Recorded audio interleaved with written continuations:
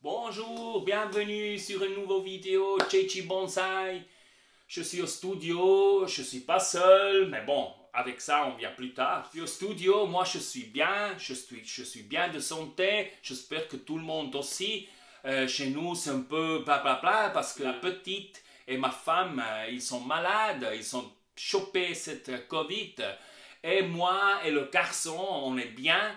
Alors on est un peu isolés un de l'autre, un peu situation bizarre. Alors je suis venu ici en bas parce qu'ici en bas je suis séparé, c'est un peu isolé, je suis au studio. Alors je suis venu en bas pour faire cette vidéo avec vous. Et qu'est-ce que je suis appris avec? Je suis appris avec une Japanische Kirschblüte, une sakura. C'est un arbre très fameux en Japon, c'est un peu l'histoire aussi de Japon, mais bon, ça vous pouvez regarder en Google l'histoire de cet arbre. Mais je vais parler un peu de cet arbre parce que ça c'est un arbre que je pris de quelqu'un qui normalement il ne fait pas de bonsaï, mais il a 1500 cactus, je pense. Et il ne peut pas plus regarder pour lui parce que à cause de la santé, c'est trop lourd et tout ça, alors il a devait donner. Je le suis apprend.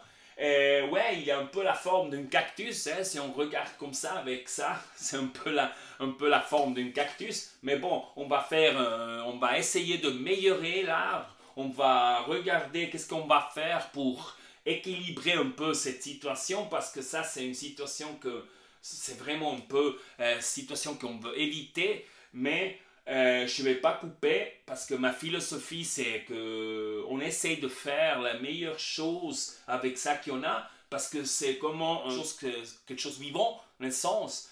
Alors, je ne vais pas venir maintenant à dire ah ça ici la règle XY, bam, je coupe et au revoir. Non, non, je ne fais pas ça, c'est pas ma philosophie de faire bonsaï. Parce que j'imagine que quelqu'un vient maintenant chez moi à la maison, il me dit ah toi tu es pas joli, hein, alors je te coupe ça. Je veux aussi pas. Alors je respecte un peu ça, et alors je essaye avec ça qu'on a et ça que je peux apporter de améliorer la situation. C'est ça que je veux faire. Et à la fin, c'est un arbre qu'à la fin, il va être joli. Peut-être pas avec toutes les règles qu'en Japon on aime, mais pour moi, c'est égal. Parce que ma philosophie, c'est de faire un arbre petit avec l'orientation de la nature. Et pas de faire bonsaï. Pourquoi je dis ça? Parce que si on parle de bonsaï, tout le monde y pense toujours à les règles. Ah, dans les bonsaïs, on doit avoir cette règle, c'est ça, ça, ça. Alors, je évite maintenant de parler de bonsaï et je dis, je préfère de faire un arbre miniature, un arbre petit, que ça semble le plus naturel possible à la notre nature. Et si on arrive à faire ça, à la fin, plus ou moins les règles, c'est juste. Parce qu'à la fin, doit avoir un arbre joli, arbre naturel, un arbre comme on connaît dans notre forêt, et pas d'avoir un arbre qui a toutes les règles, parce que toutes les règles on ne trouve pas dans la nature. C'est comme ça. On n'a jamais dans la nature un arbre qui va avoir toutes les règles juste comme ça, comme écrivait. Alors, pourquoi on doit avoir ça ici? Non, aussi pas. Alors, c'est ça, c'est ma philosophie de faire bonsaï, c'est ma philosophie que je donne aussi à tous les workshops et toutes les choses que je fais. Et cette philosophie, je donne aussi maintenant dans YouTube. Alors, qu'est-ce qu'on va essayer de faire ici? On va faire 2-3 choses. La première chose, c'est toujours savoir quel arbre on a devant nous. Moi, quand je lis, par exemple, dans les social media, je lis que, eh oui, je vais acheter un arbre ici, un bonsaï, mais il y a quelqu'un qui me peut dire c'est quoi qu'un arbre. C'est important qu'avant d'acheter un arbre, savoir qu'est-ce qu'on achète, qu'est-ce qu'on prend, parce que dépendant de ça, on peut planifier la vie de cet arbre. Parce que si on achète une tropicale et on n'a pas la possibilité de mettre dedans et de lui donner aussi une situation bien en hiver, alors prends pas ça, prends une autre. Alors c'est un peu de savoir qu'est-ce qu'on prend. Pourquoi je dis ça? Parce que aussi maintenant dépend quel arbre on a devant nous, on fait peut-être un travail, on ne le fait pas.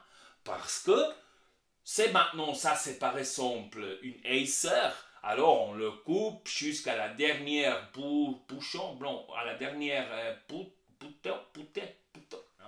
on le coupe à la dernière par exemple, et on fait ça, on le prépare comme ça pour l'hiver. Mais comme ça c'est une sakura, ça veut dire tout que maintenant on le coupe, tout ça qu'on coupe par exemple, on ne l'a pas plus. Ça veut dire qu'on n'a pas plus les fleurs en pré-tombe. Alors si on coupe maintenant tout ça qu'on coupe, on coupe toutes les fleurs et on reste sans fleurs. Alors c'est important de savoir qu'est-ce qu'on a devant et dépendant de ça, on le va travailler de cette manière. Comme moi je ne connais pas cet arbre et comme je ne l'ai jamais vu avec les fleurs, alors je le coupe pas cet hiver, je le laisse comme ça parce que je veux regarder qu'est-ce qu'il y a comme fleurs, je veux regarder une fois avec les fleurs, je veux avoir cette feeling. Après de cette fleur, on le va couper parce que la sakura, c'est comme ça que, si vous voyez, il a toujours seulement créé de nouveaux pattes, seulement où sont de nouveaux branches. Alors, si on ne coupe pas la sakura et on ne crée pas de nouveaux branches, on n'a pas de fleurs la prochaine année. Alors, c'est toujours important que la sakura ou les autres arbres de ce style, de couper après la floraison pour créer des nouveaux ramifications et ça cause après qu'on a des nouveaux fleurs pour la prochaine année. Si on coupe court, les fleurs ils viennent plus court à la branche et ça reste plus joli que si on a toutes les fleurs après distension comme ça par exemple. Ici on n'a rien et ici sont les fleurs. Alors ça c'est une technique qu'on doit faire après, mais ça je vous montre prochain pré-tombe. Alors ça que nous on va faire maintenant, alors c'est pas couper rien, on le va laisser comme ça parce que je veux regarder. Ça qu'on va couper ces choses sur les branches mortes, les branches qui sont mortes ici par exemple, c'est une branche complète, ou ici qui sont morts. Ça on va couper tout, mais sinon le reste on le laisse. On va quitter ici toute cette mousse. On va quitter toute cette mousse ici en bas. Je ne sais pas si on dit comme ça, mais j'espère. On va quitter la partie ici pour regarder qu'est-ce qu'on a ici en bas. Je n'ai jamais vu. Alors je veux regarder qu'est-ce qu'on a ici en bas. Le reste, on le laisse parce que c'est quand même une protection pour l'hiver. Parce que cet arbre, il doit être dehors en hiver. Il a vraiment besoin de le froid. 3 mois de froid minimum, il doit avoir. Je ne dis pas d'avoir minus 20 degrés. Sinon, là, on a un problème. Mais pas avec lui, avec des autres aussi. Mais comme les nôtres ici, doivent avoir froid. Et comme par exemple aussi le malus, ils ont besoin pour que les bouts... Vous pouvez dire comment ils s'appellent ça, les pattes en français. Vous pouvez m'écrire ça dans les commentaires. Comme ça, je apprends ça une fois. Comme ça que les battes, ils se créent encore avec le froid. Il a besoin de ça pour finir sa progression. Alors, il reste dehors, on le laisse un peu pour protection encore quand même. Et on le va travailler déjà, essayer de mettre le fil pour mettre les branches à la direction juste. Parce qu'on va changer l'inclination. Pourquoi qu'on va changer l'inclination? C'est à cause des deux ici. Si on change l'inclination de l'arbre, quand même, c'est ça, on prend plus en bas, ça montre après, ça reste comme plus en bas et ça plus haut. Pour les yeux et pour l'optique, ça montre pas assez grave comme maintenant que c'est dans la même hauteur. Ça montre quand même, ça fait comme une... pour les yeux, c'est quand même un différent parce qu'ils sont comme ça un peu. Aussi c'est ça, il vient en bas, mais il montre ici les fleurs et tout ça, après ça c'est plus haut. Alors pour les yeux, c'est déjà une équilibration, dit on va essayer d'équilibrer un peu cette situation avec ça. Si on le met comme ça. Alors, on mettre ça en bas, on va couper ça qu'on n'a pas besoin, ça que c'est mort, comme par exemple ici, et on le va déjà mettre le fil de cette manière pour la nouvelle inclination. Au même moment, on va faire la correction après de l'inclination aussi dans le tronc, ici haut, et on va mettre le fil. Je pense qu'on va mettre un grand fil quand même, et c'est toujours un peu... Il y a des situations logiquement que c'est un autre, mais en général, je dis en général, c'est meilleur de mettre une fil plus grand que deux fils plus petits. Par exemple, si je mets une fil de 6 mm, c'est meilleur de mettre un fil de 6 mm que mettre deux fils de 3 mm.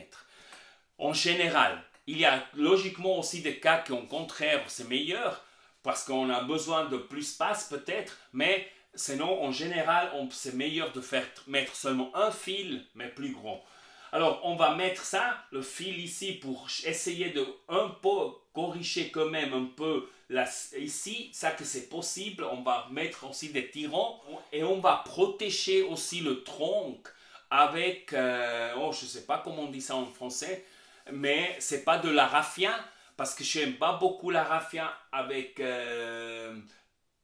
quand le tronc il est comme ça, ici, ou avec les Juniperus ou avec les Pinus, je n'aime pas de mettre la raffia parce que la raffia, il se reste quand même beaucoup collé et après, c'est pas facile de quitter, c'est pas bien. Alors, je mets quelque chose d'autre, c'est comme une Utah, on dit, c'est comme Utah, je le coupe, c'est de fil de Utah, mais on verra après sur la vidéo.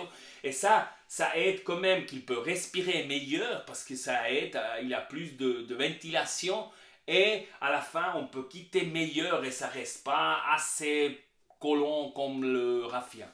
Alors, on va protéger ça, parce qu'avec le 6 mm, on va quand même générer beaucoup de force, et pour protéger un peu, on va mettre ça.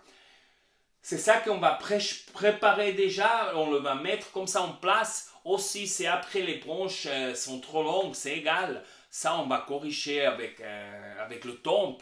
N'oubliez pas que le bonsaï, c'est quelque chose de tranquille avec le tombe.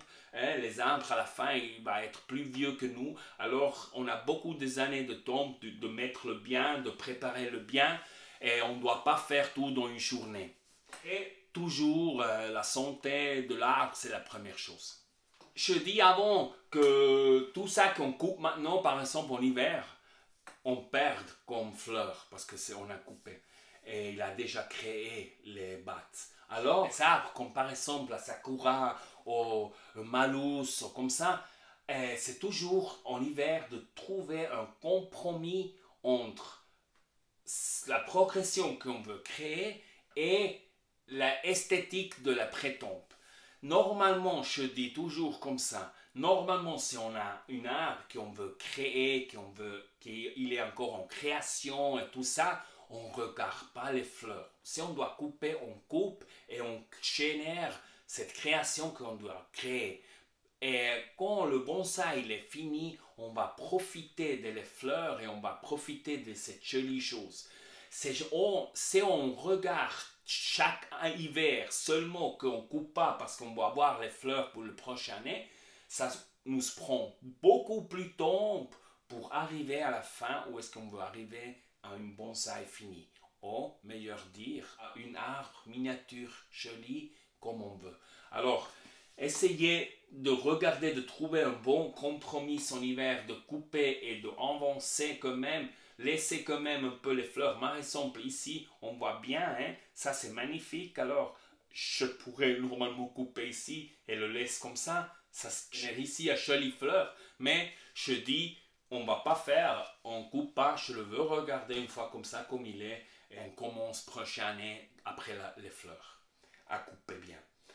Pour le moment, c'est ça qu'on va faire, on le va préparer. Logiquement, le jour qu'il est venu chez moi, il a commencé à recevoir mon encrassement, le spécial. Alors, j'espère qu'il aime et on verra comme il va passer l'hiver. Ça qu'on va aussi faire, c'est quitter ici, comme je dis avant, le mousse ici. Et là, je vois quel substrat il a. Mais comme je vu, il a un substrat comme style cactus, comme il a beaucoup de cactus, alors c'est pas grave. Alors, je vais décider après ici si on le va repoter déjà prochain printemps ou si on le laisse comme ça et après, dans une année, on le repote. parce que je pense qu'il est quand même dans une bonne substrat qu'on peut laisser quand même une année, c'est pas grave. Avec notre encrassement, c'est pas grave, c'est il est assez. Alors, je pense qu'on va éviter de faire déjà le reportage prochaine année. On verra. Dépend de ce que je vois ici en bas.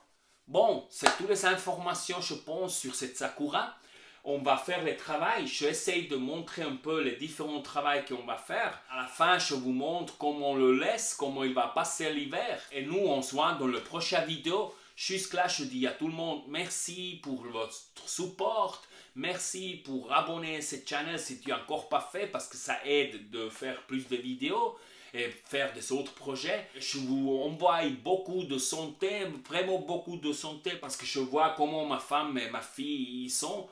Alors, je vous envoie beaucoup de santé à vous, à vos arbres et bonne semaine. Et nous, on se voit dans la prochaine vidéo. Au revoir à tout le monde. Salutations de la Suisse. Ciao, ciao.